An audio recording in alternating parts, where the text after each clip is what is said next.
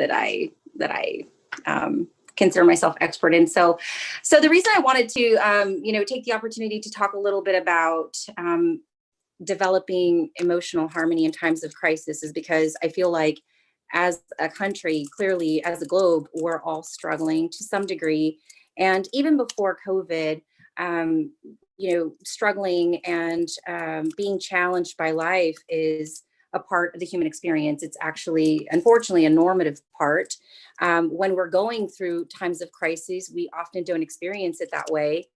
However, I did want to take an opportunity to talk a little bit about, what struggling looks like for us as a globe right now. And also I wanted to talk a little bit about how people can go about negotiating, not just COVID, but struggles in general. We go to school and they teach us how to write and how to do math. We go into our areas of industry and practice, but nobody ever teaches you how to overcome moments of disability or losses of loved ones or, global pandemics. Nobody teaches us how to do this kind of emotional maneuvering. So I wanted to, take a little bit of time this evening to review some of the things that I've learned in my practice that I feel have helped hundreds of people that I've worked with.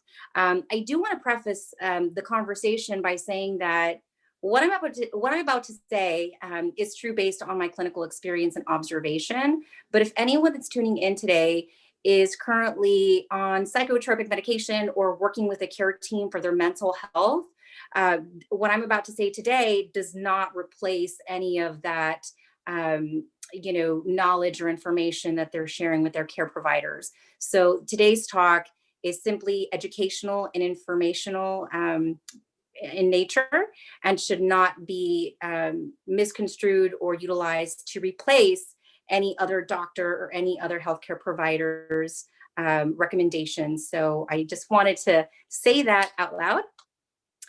So again, the name of my conversation is Developing Emotional Harmony in Difficult Times. As we know, life can be extremely challenging. And as a result of unmanaged emotional distress, people can often become depressed. They can experience anxiety. And of course, they can experience just a conglomerate of other maladaptive behaviors.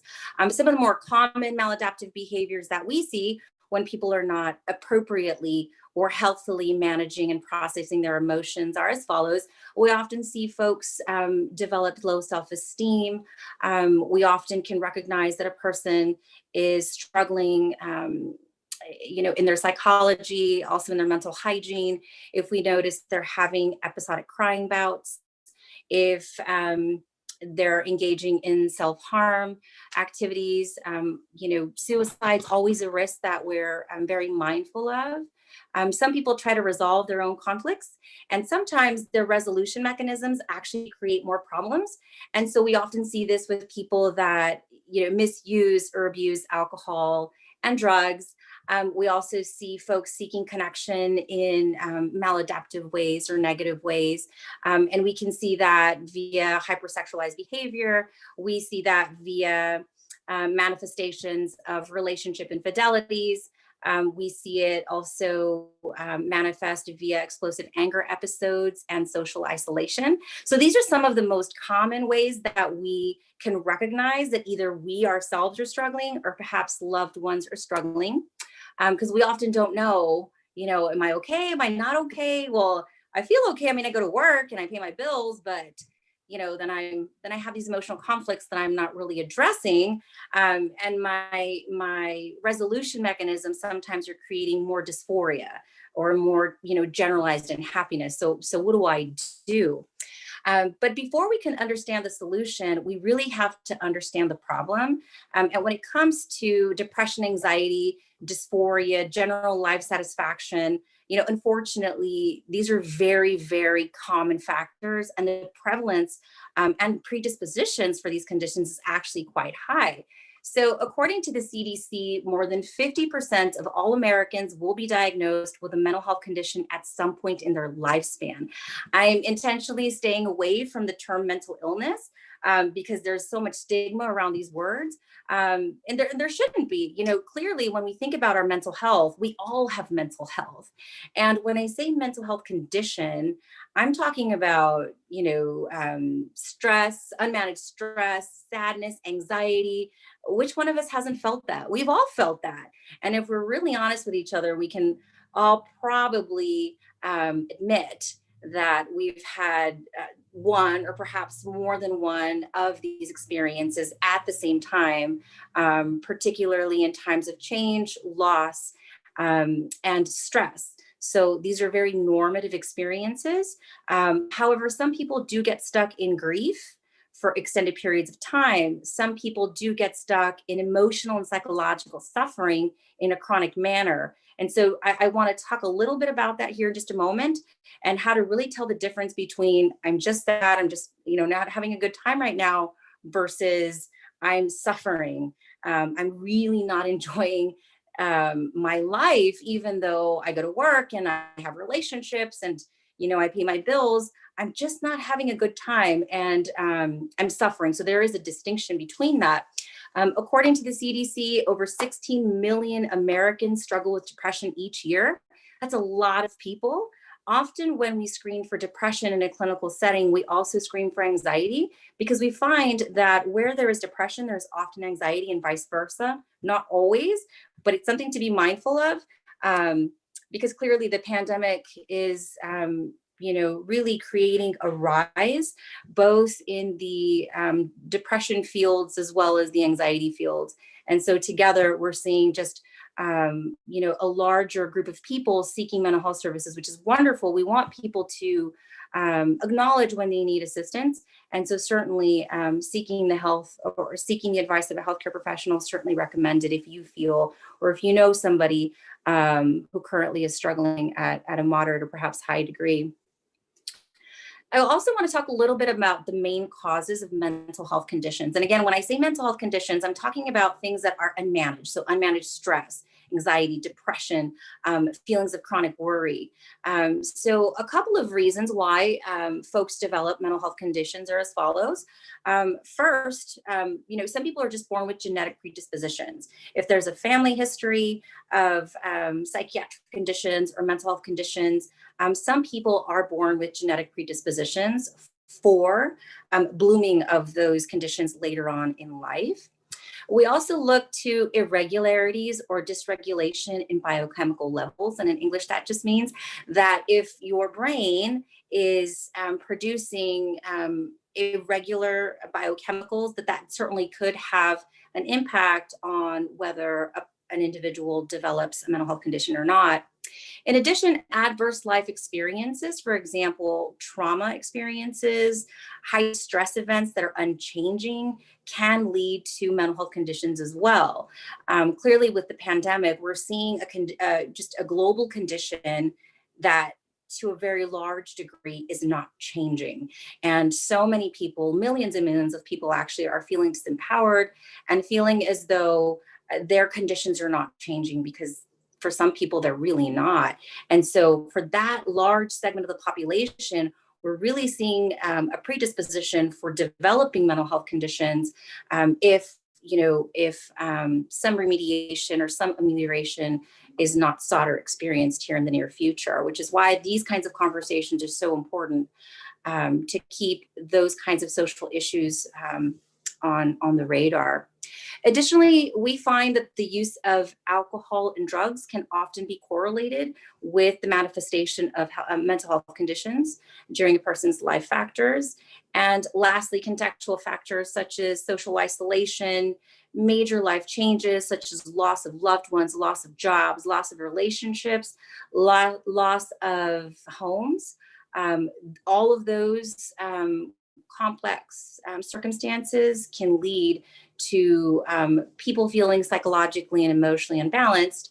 If not rebalanced, we then, see that there could be a predisposition for developing a mental health condition down the line, such as depression and things of that nature.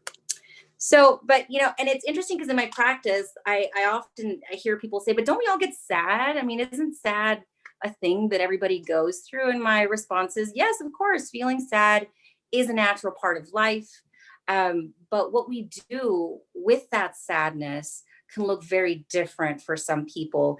And the level of sad can also be different for people. So, generally, if we're faced with a life crisis that we don't know how to overcome, and those conditions are unchanging, we sort of elevate the emotional bar, so that we're not just simply sad anymore. Right now, we're really at risk for grief, and we're really at risk for suffering. And those concepts are very, very different than the episodic sadness that we feel like, I didn't have my favorite ice cream at the restaurant. I'm sad, I mean, we all have those types of experiences pretty regularly, that stem from generalized disappointments in life. But when it comes to grief and systemic and chronic suffering, those are very different constructs. And I want to spend the rest of my talk really focusing on what do we do with those deeper layers of grief? How do we manage true suffering when we feel like we're in a condition that we cannot alter? And because truly we stand a completely different risk at that point. So in my practice, I've had people come talk to me because their spouse has left them for another partner. I've had folks talk to me about being newly disabled. I was able-bodied, and then I was in a car accident, and now I'm completely disabled.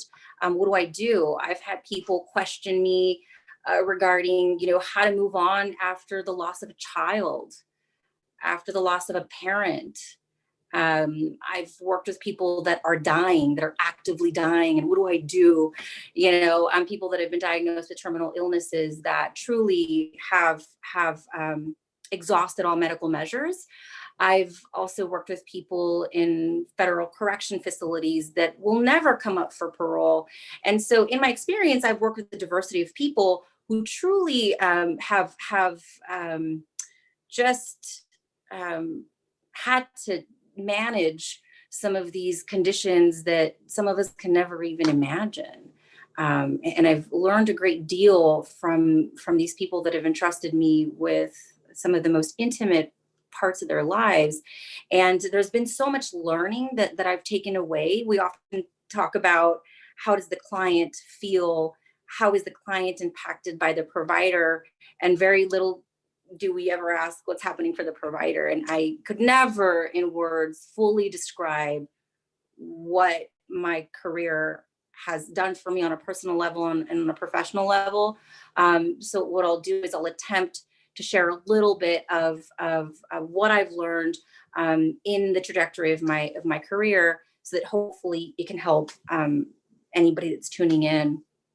So clearly I've presented some pretty stark realities. What do people do when they've lost a child, or they've transitioned from being able-bodied to disabled?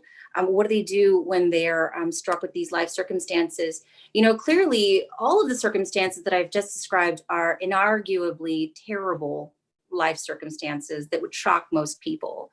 And so moving on from that is incredibly challenging. I wish I could share my PowerPoint, because I've got like these 4 steps. So if you have a pen and paper handy and you want to take some notes, I think this is a good time to take some notes if you want. Maybe they're applicable for you, maybe they're applicable for a loved one, or someone that that might currently be going through a significant life struggle where they feel like they're stuck and don't know what to do. I'm talking about people that are actively in chronic suffering, or people who are actively, in a chronic condition where they feel like their terrible conditions are not changing. So there's four things I encourage people to do when they come to me, after they've come to me and they've said, Elizabeth, my child just died, or they say to me, I've lost my home and I don't know what to do. I've had this conversation with people, like I said, that are in detention that will never come up for parole. And I feel like what I'm about to say has been helpful to those people that I just mentioned, and hopefully it'll help some of you. So the first thing I would encourage anybody going through an emotional crisis like the ones I just described is just give yourself permission to acknowledge the experience. It's okay to say what I'm going through is terrible and I'm freaking out right now. It's okay to cry and get upset. It's okay to completely lose it and just be human. It's okay to do that. And I'd argue that acknowledging your emotional experience is a necessary requisite. You cannot get to step two if you don't do step one. And a lot of people, unfortunately, they avoid step one. They don't want to talk about it. I'm fine. Loved ones check in, they reject. And it's understandable. Nobody wants to talk about the hard stuff, right? We all want to have a good time, but the reality is hard stuff comes for us all. So what do we do when it's our turn? And again, so the first, piece of advice that I'd have for people is to just give yourself permission to acknowledge the experience. We cannot resolve dilemmas that we ignore. So it's important to acknowledge our feelings and our experiences as we're having them, and either write them down. If you're not comfortable talking about your experiences with somebody, that's okay. I'd encourage you to, like I said, write it in a journal, or take a note on your phone, but find some way to externalize and manifest what it is that you're feeling. The second step that will help develop emotional harmony is to just give yourself permission to have the experience. So it's not sufficient to just identify what the experience is.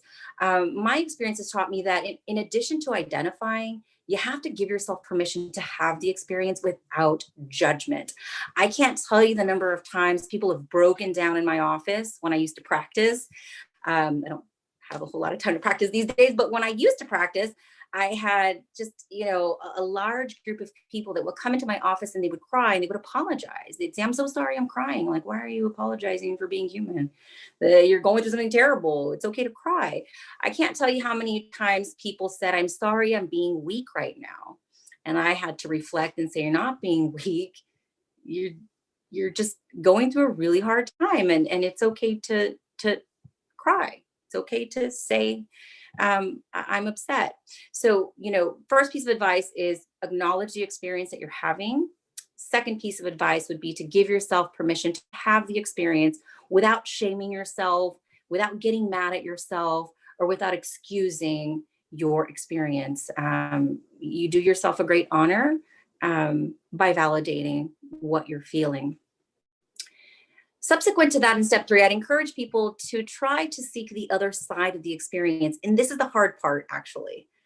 Well, step one and two were pretty hard too, but step three, in my experience, is the most challenging part because this part is not natural. So in step three, we begin to seek the other side of the experience. And here's what I mean by that. In step three, we begin to slowly, gently begin to get empowered again about our situation that has left us disempowered. If I'm driving in my car and I am in an accident and I wake up in an ER and I'm completely disabled, I'm going to feel disempowered. And that's okay, right? It's okay to feel disempowered because to a very large degree, I am. So in step three, I begin to slowly and gently become re-empowered, but in a different way. And in step three, I begin to ask myself, what else is going on here? What else is happening in this experience? In addition to the grief, in addition to the pain, in addition to all the horrible things, because they are all there, I just acknowledged them and gave myself permission to have those experiences. What else is happening here? And again, step two and step three are not immediate. Sometimes we got to grieve for a couple of days. Sometimes we've got to grieve for a couple of weeks before we can even begin to acknowledge that there might be something else going on besides or in addition to our grief and loss. We ask ourselves, what else is happening here besides the grief, besides the tragedy? Is something else happening here too, in addition to that? We seek opportunities. Are there any opportunities in this change that's occurred in my life? In the fourth step and last step, I would encourage people to practice adaptive strategies. And the adaptive strategies should really be focused on patience, self-compassion, and self-care. I'm using big keywords here. But they're important because in order to really transition into healing and into gaining meaning and value from some of these traumatic life crises, we do have to be patient with ourselves, patience with the process of healing and change. We have to be self-compassionate, giving ourselves permission to just transition from, the way life was before and the way life is going to be now. And we do have to engage a lot of self-care. And what is self-care? Self-care is simply a series of practices that we engage to keep ourselves well, healthy, and whole. And so those are the 4 steps. I know I kind of crashed through them. They're actually pretty involved. So I'll break them down just a little bit. I want to talk a little bit about step 3, because in step 3, we really had to move from acknowledging our emotional pain and then doing something about it. This is the hard part. So in step 3, we really are concentrating on a theme of duality. So duality is a pretty involved concept, but I'll keep it short. Duality is a concept that essentially encourages us to consider the other side of the experience. We must ask ourselves, when considering duality, what else is going on here in addition to the pain and the suffering and the loss and the tragedy of my event. In duality, we give ourselves permission to honor and acknowledge the very real, the very necessary, and very ugly part of life that just happened. But we also give ourselves permission to, at the same time, hope and allow something else to emerge from that suffering. And I'll talk a little bit about a personal tragedy that I experienced, and hopefully put some of what I'm saying in a context. So for people that know me well, you may know that I'm incredibly close to my father. He is my role model, my hero. He's been my biggest supporter from day one. I consider any degree of success I've had to him. And so he's been such a prominent figure in my life. My father was diagnosed with cancer, unfortunately, last year, and it really came as a shock. I'm not a very emotional person. I'm very logical and pragmatic, and I think through things. So I remember I was getting ready that morning. My mom called me and she said, "I got to tell you something." I was like, "Well, say it, woman. I'm running late to like 30,000 meetings. I got all these things to do." And she said, your dad's been diagnosed with cancer. And I heard her. But of course, I'm a very, on the go kind of person. So I heard her and I kind of immediately jumped to, problem solving, because I problem solve for a living. So I said, "Mommy's going to be fine. We're going to get him hooked up with the best doctors. Everything's going to be okay. We got to do this, this, this. We got to call this person. We got to do this." And I kind of came up with a game plan. And I said, "All right, I got to go. I'm going to call you later." So I hang up and I'm, continuing to get ready. And then a couple of minutes later, I think just the monstrosity of that news just kind of hit me. And I felt all of the emotions. And for somebody who's not highly emotional, to get that much emotion at the same time, to sort of be avalanched by that, was, to say the least, incredibly uncomfortable. But I remember that I just had to completely lose it. And I did. I lost it completely. I even get a little emotional thinking about it and just talking about it. But I was in my bathroom and I literally couldn't stand. I just kind of sat down on the floor and put my hands in my face, my face in my hands, and was just bawling. And I'm usually the person that problem solves for other people. I in my line of work and in my position, I don't get to be wrong a lot. I always have to have the answer. I've got to be right. And I have very little wiggle room, to make mistakes. And so in that moment, I felt really alone, even though I wasn't. I have a lot of friends and family, but I felt really alone. And I remember just going into the steps, because that's, you know, I know to do that. So I was like, okay, fine. I am completely freaking out.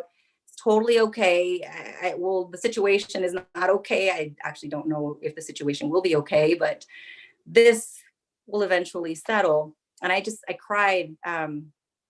And you know, was really stuck in this sad place for a couple of weeks, actually. And I think it was one of the few times in my life that I've been stuck in a negative emotion for weeks. You know, I usually bounce back up pretty quickly. But as the weeks were wearing on, I remember trying to force myself into step three, like asking myself, what else is happening here? Is there an opportunity?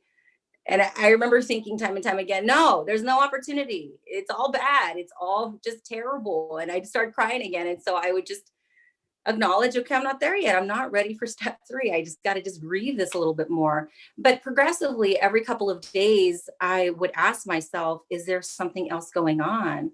And you know, weeks went by, and weeks later, I had a new thought emerge that I hadn't had before, and it just wasn't the time. So it hadn't emerged just yet. But progressively asking myself that question, is there anything else going on here? At some point, I had a new thought, and the thought was, well, he's still here. You know, he's not gone yet, and you have him. So, you know, you should do something in addition to crying.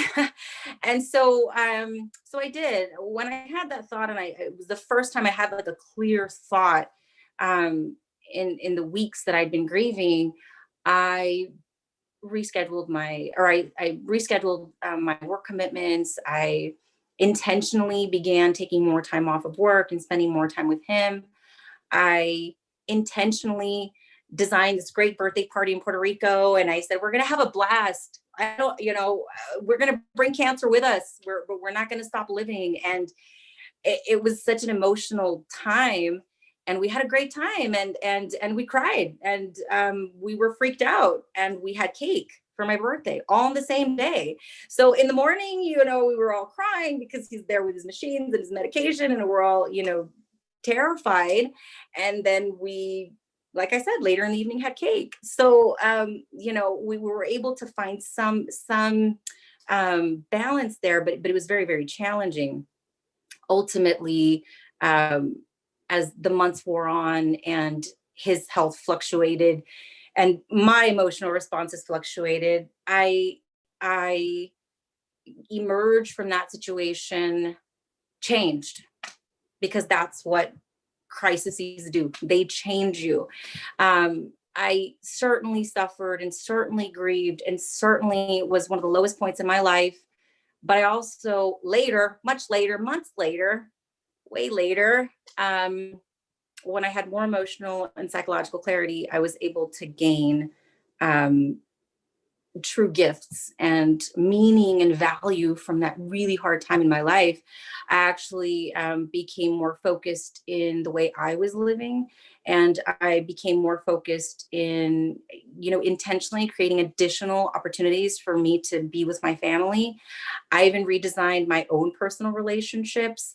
I, you know, made personal decisions about being, you know, not as focused on work as I had been, and maybe being a little bit more focused on my personal relationships and giving myself opportunities that historically I had not. Um, and even made a decision to find, you know, new opportunities and create, you know, sort of redesign my life. I, as a result of that, made a decision to allow for life partnership, true life partnership to come into my life. And, you know, very recently I was married, and I do wonder, would I be married today if I didn't go through that crisis? You know, the reality is I don't know. But so I look back on that time, and it was one of the worst times in my life. And using that 4-step model really helped me kind of work through that really horrible time and help me gain meaning and value. But again, it took a long time. I was just cognizant and present with the steps and with every phase of my own grief and change process. And so I lastly want to talk a little bit about harmony. I've in my profession, people always come because they're upset or they're sad or they're just not feeling well.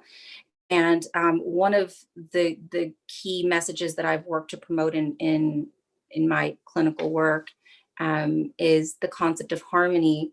When we think about harmony and emotional harmony, we really have to consider if you picture a yin yang sign, it's got part of it's white and part of it's black. um in Chinese philosophy, the yin yang represents duality, and it represents it's a sort of a symbol of how contradictory experiences can actually complement each other, and how they can be interdependent in the natural world. And so what I'm alluding to in my four-step model is how to achieve harmony. Now, if we think about the yin yang symbol, we see that there's light and we see that there's darkness. So in emotional harmony, one can achieve it with tragedy and hope. So even when I was working with people that were in federal corrections who were never going to be, eligible for parole, and certainly there was the darkness in their lives, we acknowledge that, but we also acknowledge that there was hope. Maybe not of getting out of detention, maybe not of going back to how life was, but maybe redesigning the idea and the concept of harmony and what that could look like. Maybe I can't go outside and do the things I used to do, but what can I do here? And really work to help them redesign their ideas around the concept of harmony and duality. And I would posture that most of us can get to a harmonious place with practice and with work. Because again, what I'm talking about is not natural, and it's not easy, and it's not immediate either. So we have to be really patient with ourselves and with our emotional processes as we're working to heal. Now, sometimes we get stuck in the healing process where the grief becomes chronic, where we start isolating, we start, engaging in maladaptive behavior patterns like the misuse of alcohol and drugs and hypersexual activities and things like that. If we notice that our grief is beginning to get coupled with some of these maladaptive behavior patterns that I've just talked about, that would be a really, really good time to consider seeking professional assistance. And that's okay, right? I mean, we all need professional assistance. I know if I have car issues, I'm going to the mechanic. I had IT issues today. My assistant isn't here, but if she was, I'd get her to help me because it's just not my thing. So it's interesting how most of us are okay seeking professional assistance when it's something mechanical or something tangible. But when it's our mind and our heart, some of us kind of shy away from that. But I really ask us to really reconsider that, because if we are not well, emotionally, psychologically, everything else will be impacted by that. In psychology, we have an adage which states, everything affects everything. We're the locus and the source of all things. And if our own relationship with ourselves is not fully healthy and whole, then it creates additional challenges with the people that we're in relation to. So something to think about. I want to end the talk by just normalizing grief, normalizing the process.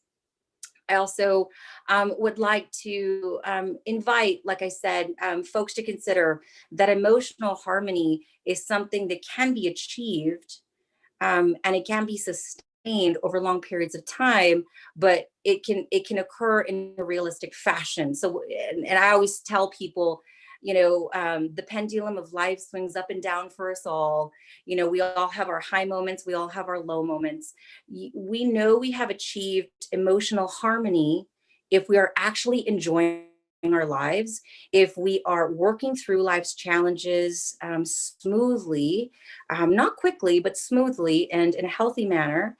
But we also should consider that emotional harmony is dynamic and it evolves. So just because my life is harmonious today doesn't mean that tomorrow I'm not going to have a tragedy. I might, but if I consistently practice these four steps with time, and again, a lot of practice, my own experience has shown that it's easier to buoy ourselves back up into emotional harmony after we've experienced emotional crises. So I hope that my conversation has been helpful, and I hope that you can all receive it as the gift in which it is intended. Thanks so much, Elizabeth. That talk was excellent, and I hope so many people get to see it and listen to it and are able to learn from it and see how it affects, how your advice affects their lives. We are going to open up the discussion to live questions right now. And you can type your questions in the chat boxes in either Zoom or YouTube Live as well. I did have one question from someone who submitted via email. How can I help my friends who are going through a tough time with COVID, and what can I say and do for them? Wonderful question. It's a question that I hear a lot. And the question sounds like it's coming from a true place of love and concern. So I just want to send a big thank you to whoever submitted that question. One of the things that you can do for your friends or loved ones who may be struggling with COVID is simply be present for them in the relationship. Every relationship will posture itself differently. So, in the daughter relationship, I feel a certain way with my parents, but in the friend relationship, I feel a little bit more equilibrated. In my spouse relationship, I feel a little differently. So depending on how you're positioned in the relationship, I would encourage you to just make yourself available and be present for them. Sometimes when our friends are struggling with COVID, we have to consider that they're struggling with social isolation. Some of them may be struggling with financial concerns. Some of them may be struggling with health concerns. So whatever it is, give yourself permission to be as present as you can for that relationship without taking on the responsibility of solving the problem for your friends. Because the reality is not one of us alone can solve COVID. So it's okay to show up and provide emotional support, provide socialization virtually if you can. If your friends are telling you that they're feeling lonely, I think it would be really cool to kind of get a Zoom together and just, participate virtually. If your friends are struggling with other specific concerns that you feel you can assist with, I'd highly encourage you to offer what you can. But in the same caveat, I would encourage you to take care of yourself as well. Self-care is huge, particularly right now. We cannot give what we do not have. So if we're running low on our own energy resources, it'll be really difficult for us to be there for others. That's a fantastic answer. Does anyone here have any questions that they'd like to ask Elizabeth?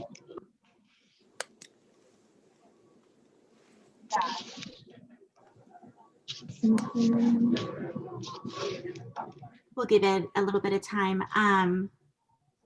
One moment.